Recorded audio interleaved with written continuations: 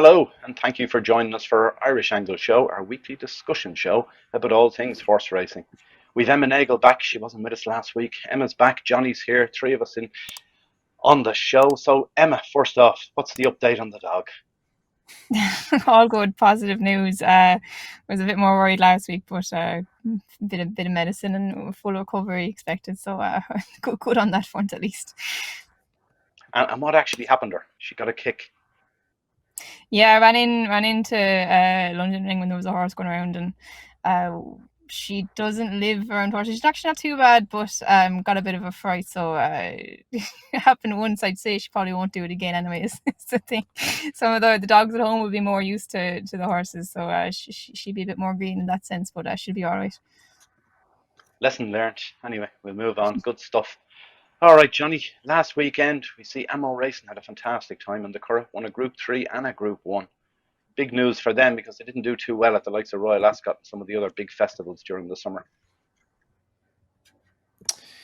Yeah, the I suppose the story was partly about Amo Racing and partly about what happened in the Phoenix Stakes, which became it was one of these races you build up so much, and then Gestad being scratched, as had been alluded to by Aidan O'Brien on the Friday, took away an awful lot from the race. And I was keen to take on True Love with Gestad. I just got the impression that the time figures from the last day didn't really match the visual impression by all accounts, and I just got the impression they didn't think she was maybe as sensational as she looked, and I expected Gestad to beat her. Having said that, I didn't expect her to be turned over by Power Blue, but it was an interesting race to watch because Ryan Moore sort of was initially a little bit anxious. Then about maybe a furlong out, it looked like I should go on and do the job here, but ultimately she couldn't. She was beaten by a horse rated 102, who obviously performed above his station, and big one for David Egan. But I thought True Love. I don't know, could you say the bubble burst a bit, but I thought it was disappointing. Really, she was a 4s on favourite. She should have been winning that. She had a stable mate making the running for her again, and she wasn't good enough on the day. For maybe she'll be a little bit better than that in time. But yeah, Buccaneer Ferte winning as well. The money that Kia spends on horses is off the charts, like real incredible money, and I'm sure any sort of sane analysis would say he's spending far too much on a lot of the horse he has. But this was a big day for the operation, and a massive day for Adrian Murray, who's a very likable fella, and his team under him at the Curragh on Saturday. Yeah, just with that, you've Power Blue, you've a 2-year-old colt goes and wins $250,000, winning a Group 1 race. How much is that really worth to them? Like, is that going to increase its stud value? Is there a stud value for the likes of Power Blue? That's what I'm just wondering. And what would you think, Johnny, generally? Well, if you can win the Phoenix Stakes like a 6 furlong Group 1 at the Curragh, you've probably done enough to become a stallion. If on that alone, I've certainly seen horses with, there are a lot of stallions out there now that have extreme. I don't know. I'm not an expert on stallions, but you look at some of the stallions out there, they've the most flimsy claims to be producing horses to go to race meetings. And I know you get the odd one where the likes of Kodiak, who wouldn't have been an obvious type necessarily to become a stallion. Not only that, he became a very, very good stallion. But most of the time, these sort of cheap stallions, they just kind of dilute the breed, really. And I that's my view on it anyway. So a lot of the horses going to stud, I'm sort of looking up to heaven and saying, how is that horse becoming a stud? But Power Blue is interesting because he's by a very young sire in Space Blues. And the Dam is a 2-year-old winner as well, so he's already done enough for me to go to stud, and he's fast as well, so fast and hardy, and he's won a Group 1 as a 2-year-old, and it'll be interesting to see how he goes on from here. The whole breeding thing, like Power Blue would be for many people a more attractive stallion now, we'll say, than Lamburn, who's like a dual Derby winner, but it's just the speed influence of Power Blue, and the fast, precocious and hardy speedy types can go to stud and do quite well, and it'll be interesting to see how he goes. I imagine he will end up at stud. Now, I don't know how they're going to campaign him the rest of the year, but he looks like he's progressive. It was a tough performance, and he has speed, and he's a speedy pedigree as well. And ultimately, Phoenix, like as I say, I've seen horses not get within an ass's roar in the Group 1 who go to stud, and maybe it wasn't a great Group 1, but he won it well, and there was no fluke about it. Yeah, what do you make of it, Emma? Just to see, there was a report about True Blue that she'd mild lameness. Hadn't heard that phrase used before, but I presume it means slightly lame. But just in general terms, could you see the form of that being franked later in the season? I mean, look, coming into it, you would have put Power Blue as a fair outsider, like rated 102. Favorite was rated 115. Like, I know Just Dad came out early on before the race, but you would imagine that the Ballydoyle would have had Amo's cold covered from all angles. If they had both turned up, he had been behind them both twice. But he was the first 2-year-old winner of the year. His form, he went on then, like he was second to Lady Iman, Albert Einstein, Just Dad, True Love. So he's been running good races all along. I thought it was a much improved performance in fairness, although I would agree maybe you'd be slightly disappointed with True Love. I thought, maybe she had that more superstar level profile coming into it than the likes of a Power Blue. But look, I suppose similar to Brocanero Forte, who won this 2 years ago for the same connections. He got his place at stud, although he couldn't really go through with it fully. Maybe this fellow will his first Group 1 winner for his sire Space Blues in his first season as a sire, so it's big first Space Blues with that one. But look, he was impressive, albeit I'm not sure if he would back the form up again with True Love if they were to meet. I just have a feeling in the back of my mind that maybe she might have slightly underperformed on the day, but look, huge day for Amo, and kind of a timely one as well, I suppose, like coming up to the yearling sales season again. We saw the money that Kia was spending last year, tens of millions across all the major sales, and interesting that this fellow only cost 44,000 I think as a yearling.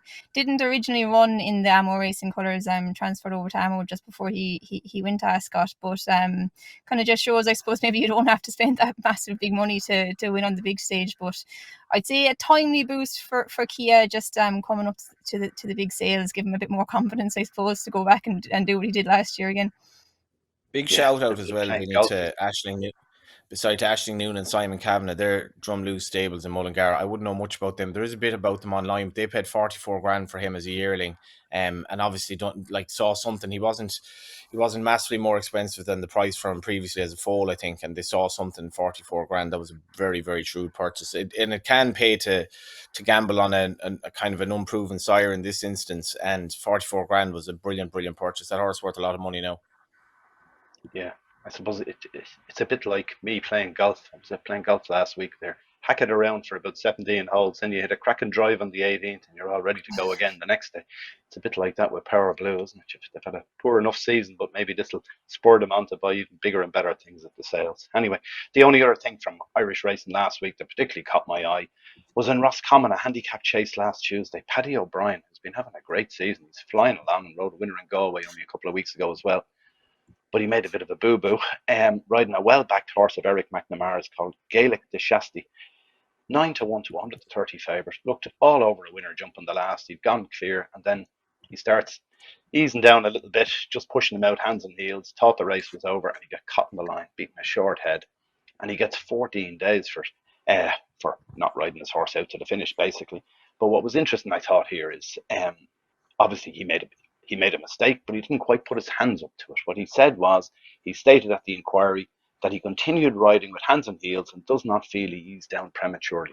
Now, I've watched the rerun. There's no question he eased down prematurely, because in the last few strides, he sees the winner flashing up on his outside and he reacts and starts to ride more vigorously. So obviously, he wasn't riding as vigorously as he could have been at that stage. You've seen that race, Emma. What do you make of it?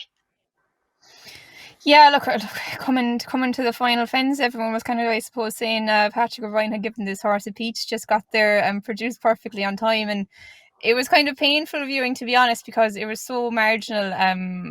The defeat, a short head, and just started easing down, and the kind of camera angle at Roscommon can be hard enough to judge at the best of times. So you're kind of saying, am I looking at this wrong? Like, was he already past the line before he started to ease down a small bit? But he got caught, and look, it's one of those unfortunate things. Like you were saying, Patrick O'Brien is one of those riders who's kind of coming through now. He's been riding for the last 4 or 5 years. I think kind of has been connected to Gavin Cromwell and Dermot McLaughlin, and obviously a talented rider. But yeah, maybe the steward's inquiry kind of would make you scratch your head a small bit. You'd imagine you just put your hands up and kind of own up to it. Like, it obviously was just a genuine error, I would say.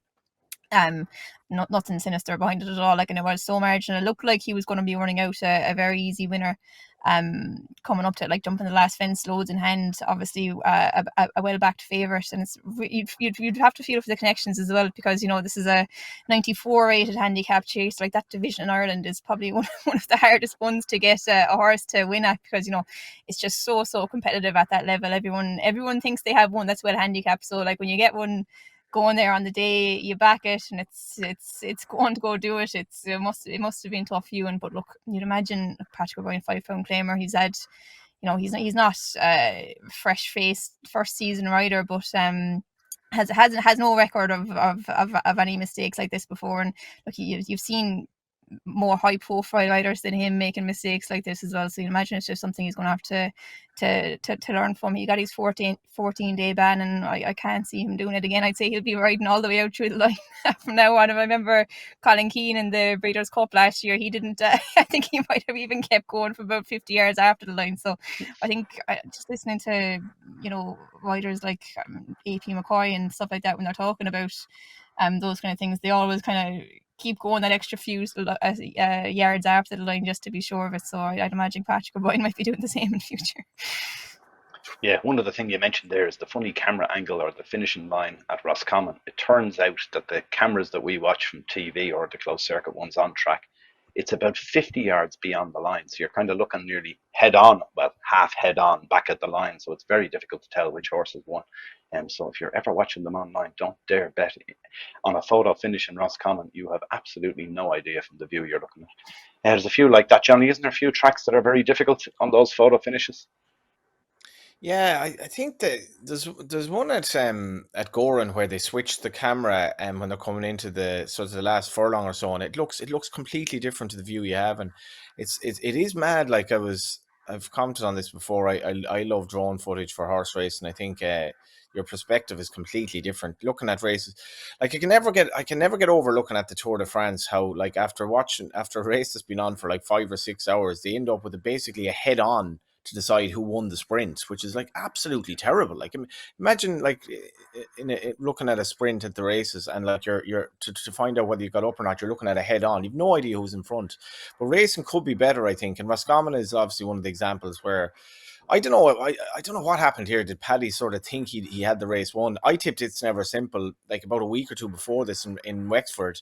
Hadn't a penny on Roscommon. He was pulled out as a non-runner in Wexford. I was up in Donegal during the week, staying in a place by a beach where horses work in the morning. Beautiful place up there, and I wasn't taking much notice of Roscommon, to be honest. But then when this happened, I look back on it, and I don't know. I did a bit of digging on like whether Eric McNamara were relevant to this, but I don't think he was, because could he corroborate the fact that the horse was sort of had a pass as a bridle horse? He had finished second 3 runs in a row after winning by a short head on stable debut at Punchestown, but that day he sort of rallied, and like, I mean, I'm not trying to contradict Patrick O'Brien, because A, I didn't ride the horse, and B, I don't ride horses, but to me it didn't look like he wasn't running on. And I'm kind of with you, Vinny, in this instance. I'm not suggesting Patrick O'Brien isn't telling the truth here, but I think in racing, connections get away with bullshit too much. Like, honestly, like, there's just stuff that is simply not true. Now, in this instance, Patrick O'Brien could say, well, to be honest, like, he actually was stopping for me, and but as you say, that I think that the video evidence suggests that he started riding again in the last, like, literally second or two.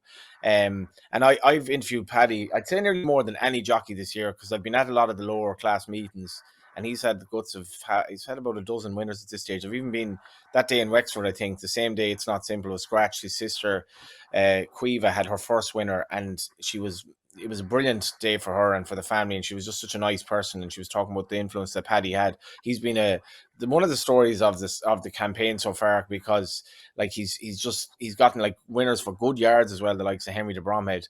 I'm with you on this. I think he kind of should have put his hands up, but I haven't spoken to him about it, so maybe what he said is right. But to me, it just looks like he sort of either he stopped riding through tiredness, or he sort of thought he'd the race won. Yeah, I think he's ridden 10 winners since Punchestown ended. So he's one of the up and coming riders at the moment, and fair play to him. He rode a winner the following day, won a short head the following day, and won as well. So anyway, he bounced back quickly. We'll move on then. Not a whole lot else in Ireland, but the Shergar Cup was run last weekend in the UK at Ascot. And I thought it was interesting here. Maureen Haggis, the wife and assistant trainer to William Haggis, after they had a winner, she was critical of the standard of some of the riders that took part in this year's new format. Now, I don't know what you make of that, but on the one front, it looked like it was somewhat of a success. They brought in this new Asia team and Europe team and whatever, and we had Robbie Dolan representing UK and Ireland, and he had a winner as well after flying in from Australia. But it looks like the organisers were happy with it. Dubai Duty Free sponsors 80 grand a race there is for these handicaps, 100 grand for the final race of the day. So there's a lot of money at stake here, and it's good for trainers, you'd imagine. It's obviously good for the jockeys riding in it, but just all round, do you think there should be a different type of jockey in this, or is it good enough that way? Because I think if people are putting up that money, sure, so what? If you want to run your horse in it, run it in it. You're going to earn good prize money. You might be stuck with a rider you don't particularly want, and some of them are obviously unknowns. If you look at who rode, we had the Holly Doyles of the world in it as well, and Joanna Mason is it, who rides in the UK as well. But a lot of them are unfamiliar to a lot of people. What do you think of that, Emma? Yeah, sure. Look, I suppose it's nothing new. For the last few years, this has kind of been the way the Shergar Cup has gone. Like, it's not really. I don't, and in fairness, I don't really think they market it as being, the best jockeys in the world are riding here. It's just kind of an international showcase, I suppose, more so than anything. Like, I remember when I was, very young watching racing, you kind of would have maybe associated the Shergar Cup with being maybe some of the top riders around the world, but maybe not so much anymore. And it was interesting. I heard or read somewhere over the weekend that the riders actually aren't offered any monetary incentive. Like, they obviously get their expenses paid and stuff, but they're not getting paid to go ride in the Shergar Cup. So I suppose it's maybe a bit of publicity for them, I suppose. And you've got big racing around the world. Like, you've big racing in France, big racing in Ireland.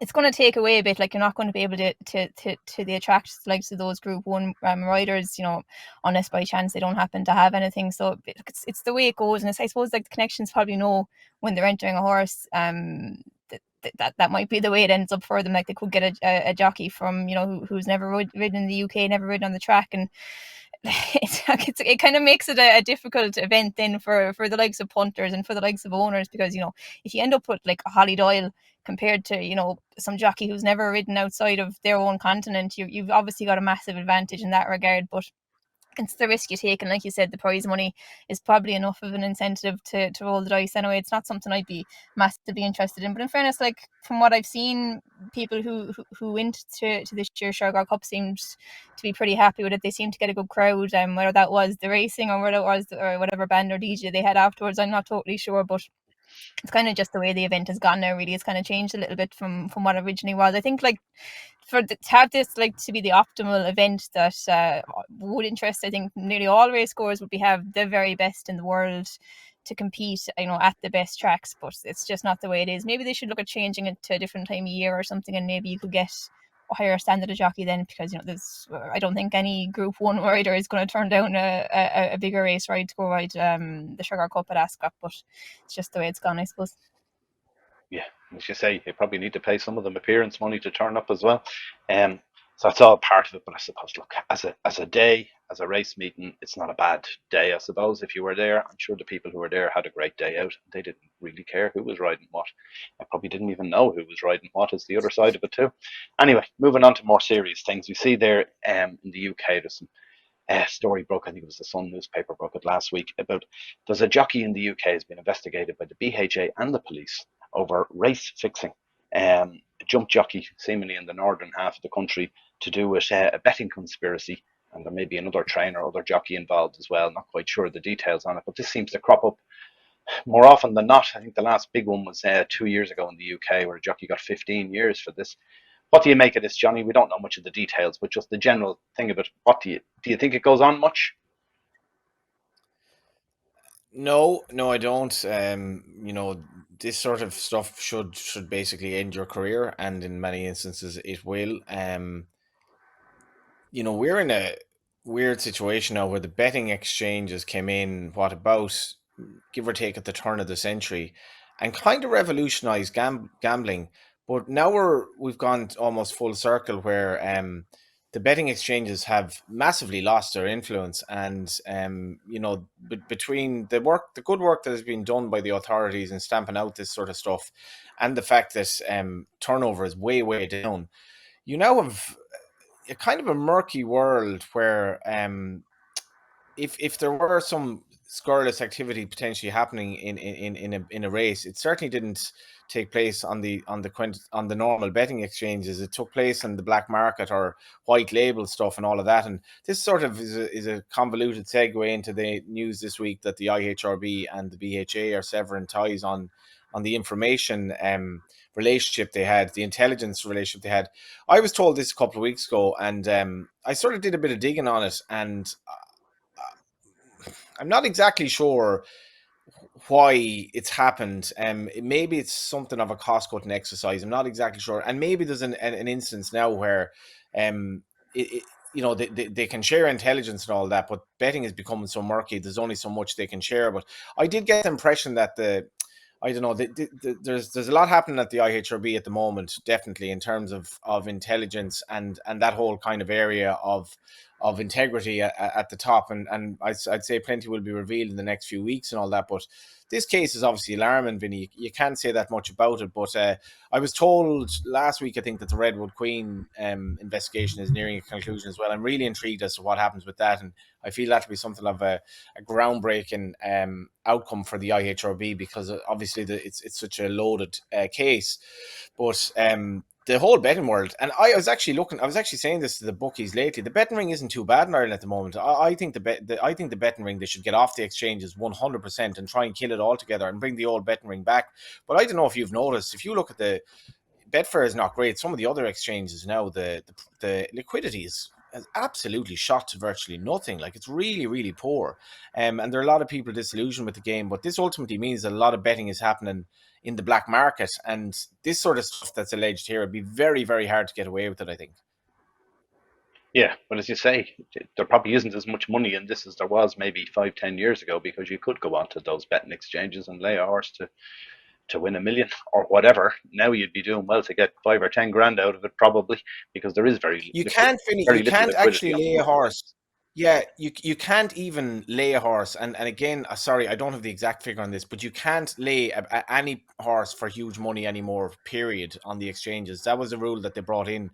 And if you've a sort of a nominal 2-horse race, maybe you back the other one, but basically you can't lay horses to the extent that you could at all, liquidity or no liquidity. And that's something that probably hasn't been spoken about either. Yeah, interesting stuff. Just that IHRB and BHA, seemingly they had a formal framework agreement, which included investigative support and information management. I'd known about that, but I hadn't realised that the IHRB were actually paying the BHA to do that for them. I thought this was just a reciprocal arrangement between the two, that they share information, but this was obviously something additional to that. And by all accounts, that agreement has, or that term of that agreement has run its course. So now they've no formal framework agreement in place, and they don't know whether they're going to replace it. They're going to have a look and see what they're going to do, but I'm not quite sure if they need more investigative support. You would imagine it's critical in certain cases that go across both jurisdictions. So I don't know how that all pans out, but no doubt we'll find out in the coming days or weeks. And that other one you mentioned about Redwood Queen, I think I can tell you the result of that. There'll be nothing will happen. That's my own personal view, and it has been from the initial stewards on the day. I think they scuppered anything that can happen there. We shall see. I may be wrong. I'll put my hands up if I am in next week's show or the week after, whenever it comes to light. So you What think about the that, Emma, stewards with on you? the day? You think that was almost like the preceded the end of the case because they didn't do enough on the day? If that's your view, is it? That's my view, is that it's a double jeopardy situation. I think he was found innocent of any wrongdoing in falling off the horse on the day, and I don't think he can ever get done for it again. That's my opinion. I think if you got a proper barrister representing you, they'd be going down that road. So I think the IHRB, they'll know that when they're looking at it. There's not a lot we can do unless they find some completely new evidence here. If they did find new evidence that could pin down the fact that perhaps the jockey himself had 1 million quid on the horse that won it, then all of a sudden it's a different scenario. But basically, on his race riding, um, there's not a lot you can do, because we had some, as I said, on the day, the original Stewart's team on the day included a former professional race rider and a former amateur point-to-point rider with loads of experience. So they both said they didn't see anything wrong with it. So it's very hard to see how someone can come along afterwards and say, "Oh, they were wrong," and he's guilty of whatever offence, including the jumping off of the horses, which is what most people thought may have happened. What do you make of that, Emma? Yeah, I probably agree with you, Vincent. To be honest, it's kind of hard to see a whole pile more coming of it. Like, how can you? I'm sure we've discussed it already, but how can you prove definitively that this happened for whatever reason? People fall off horses every day, and like you said, maybe if the action on the day was different, it could be a different outcome. But I think now it'll be hard to go back and argue with the steward's finding on the day, because there's no way you can prove it either way. So to be honest, I'd be shocked if I there was think, a whole even though pile it more was, coming out of well, it. in the instance of this, it wasn't beyond reasonable doubt. It was more of a probability case, because it's a sporting case. So it's not like this isn't a court case. So this was more of an investigation into something in a sporting context. And my understanding is that the parameters are different there. It's not so much beyond reasonable doubt. It's actually what. If you ask 20 experts, what did they think likely happened here? And for me, all we've heard about in relation to Redwood Queen is one interview that Charles Burns gave to Mark Costa on the Irish Field. And there's still an awful lot of questions for me in relation to that case. I don't know about you. The betting alone screams that there was a problem here. And yet, that wasn't taken into account by the stewards on the day. They never even looked at it by all accounts. They just simply looked at the ride. And they looked at, in my opinion, they had very little evidence even around the ride. They didn't have all the sectional timings and everything else. Did the horse get slowed down coming into that last hurdle? I have no idea. We can't tell from just looking at a visual recording of it, or a head on, or whatever else. There's lots of questions around it. I don't know whether this investigation will go into them all, and will they publish what they found. That's the next thing. I think we'll just get yeah, we looked into it, nothing to see there, move on, sweep it under the carpet, and we'll go on to the next one, because there's enough crap going on in this sport, as we know, and it just keeps coming, whether it's race fixing in the north of England or whatever it may be. Anyway, it's enough for now, is it? We'll go on to our horses to follow. And as usual, I'll start off with one, and this is a sore one for me. It's a horse I've been following for a long time. It's been running, I think it's had its 22nd race the other day, when I went and won in Tipperary in a 5 furlong sprint. Ballysack's Little Mick. Ballysack is a little village or townland just up from me. It's only less than a mile from where I live. And a fella called Liam Toker, who's a farmer up there, he owns this horse, and it's been very unlucky a few times. The problem is it only stays about 4.5 furlongs, so I kept waiting for it to go fast ground on a very fast track. It got it all in Tipperary last week, wins a length and a half in a time of 57.6 seconds, which is pretty quick for a 5 furlong race, as most people will know. And under a minute is pretty fast. So I think Ballysack's Little Mick will go up on the weights, but I think if they can find that sort of opportunity again, Tipperary, fast ground, I think it'll win again, even with a penalty. So that's my one. Emma, what have you got for us?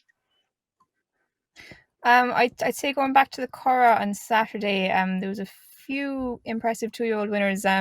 Interesting to see a gelded son of Noney never winning for Ballydoyle as well. A 2-year-old, that would be a little bit unusual, you'd say. But I thought Diamond Necklace, she won the 3rd race at the Curragh on Saturday. A fillies race against fillies with much more experience than her. It was first time out. She was a 1.7 million yearling, I think, at Arcana last year. And St. Mark's Basilica, maybe a slowish start for him as a first season sire, but he had his first stakes winner as well on Friday evening in Tipperary, and they seem to be starting to get going now. But I thought she was very impressive. She's a sister to Chiquita, who won the Irish Oaks a few years ago. I'm sure plenty of people will probably remember her. She was a character, I suppose, is the best way to put her. Ballydoyle bought her for big money. I don't think she ever won for Ballydoyle afterwards. But I think this Diamond Necklace could be one, I'd say, to follow into next year. Being by St. Mark's Basilica, you'd imagine she'd probably be a better 3-year-old, and even for the rest of the year. But I thought it was a big performance on debut. Looking at her maybe 2 furlongs out, you'd say maybe she was beaten, might run on well, but she was brave. She found her own room and got out there, and she did it well in the end. So I'd say Diamond Necklace is definitely one to put in the tracker. Great stuff. Follow that one with interest. Johnny, what caught your eye? Yeah, I think I'm like him. I'm enjoying the flat racing massively at the moment. Just the 2-year-old maidens, the amount, the pedigrees, and like the likes of St. Mark's Basilica. There's so many young sires who are kind of like the likes of Wootton Bassett, who's, if he's not a young sire, his crop in Ireland is relatively young, and he's getting going. And then you look at some of the first season sires, and it's been compelling to watch. I'm actually going to give one that maybe wasn't that obvious on the eye, and the betting for the maiden, the first race at Leopardstown, was fairly intriguing on Wednesday, where Montreal was sent off second favourite, even though it make you think about like backing a horse first time out. He was 10-11 on debut, and he was well held after missing the break at Leopardstown, and he then rocks up. What is it? So 2 weeks later, he rocks up over the same mile course and distance at Leopardstown. He's not sent off favourite, and he wins by 8 lengths. And in this race, Red Ipsa is sent off favourite, and basically does a lot of the things that Montreal did on debut, just too green. And Gerline's horses, they're generally perfectly professional. They're generally wise enough first time out, in my opinion, anyway.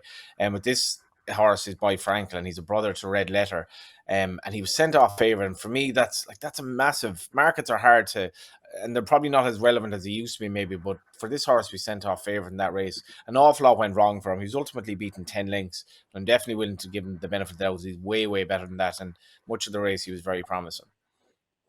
Very good, yeah. It's amazing, isn't it, how much those horses can improve from first run to second run, particularly on the flat. Not so much in the jumps, but it happens there too. They seem to be more mature in the jumping side of things, don't they? I've just actually remembered. I meant to say something. Series Contender, and like this just gets me thinking. Series Contender has been switched. He's racing in. Is it Hong Kong? He's going to Hong Kong. And it was a rare example of like Ballydoyle selling a horse, and Aidan O'Brien sort of saying he was sorry to see him go. But it was interesting. Aidan O'Brien said they couldn't see him beaten at Royal Ascot, right? He'd won. I tipped him at Royal Ascot after he won it. Was it a 10 furlong handicap? And he stretched up to a mile and a half. Aidan O'Brien said, I couldn't see him beaten at Royal Ascot. That's what he said in hindsight anyway, which I presume he said in the day. He was 5-1 out to 7-1 that day, even though, and can you imagine? So Aidan O'Brien that day absolutely fenced him out the way, and he was sent off sevens. It's just mad how these markets work out. And then he was beaten by a horse who was ultimately about 25 pounds well in himself. But Aidan O'Brien obviously had told somebody that day, because he would have told connections that he should win. He was sent off sevens from fives, like, and that it's mad how markets can be like that, and was beaten obviously. There you go. Somebody knew, you see, that's what happened. And it wasn't Aidan, obviously. They knew about the other one that was in it. That was the Haggis horse, is it, that won that? Was it a Haggis Yeah. horse? Imagine you're back to horse. Like, you've an Aidan O'Brien, this horse is a good thing, and he's 7-1. You can back him each way. Like that, and then like having that information. And then if you had that information, for example, if you met somebody at the train station and he said, to be honest, keep this to yourself, but Aidan O'Brien told me that horse will not be beaten. He literally just told me on the phone. And you're at the track and you see, say you have a monkey each way at fives, next thing it's sixes, and you have another monkey each way, next thing it's sevens. You're like, Jesus, do I keep going here? Because, and then like, it was a great bet, but it's hard when you have such information and the horse is drifting and you can't figure it out. Yeah, that would be a hard one to take, all right. If Aidan told you himself, there you go. At least he placed anyway. Yeah, at least he placed. He wasn't too far off. Yeah, like some of our tips that run all right, but I wouldn't be putting the kitchen sink on them.